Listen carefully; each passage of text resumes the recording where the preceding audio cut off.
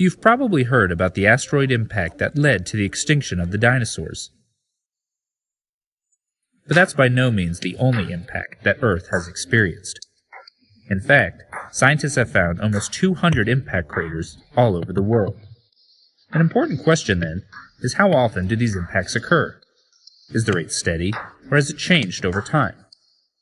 If we play back the impacts that have occurred over the last 650 million years, we find that the impact rate seems to speed up at around 290 million years ago. But that might only be because older craters are harder to find. They may have been erased by weathering, vegetation, and geological processes.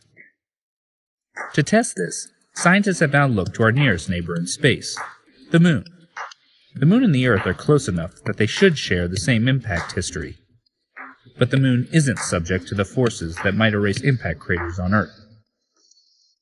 Using rock abundance data from the Diviner instrument on the Lunar Reconnaissance orbiter, scientists were able to catalog and date large, relatively young lunar craters, the ones that formed in just the last billion years.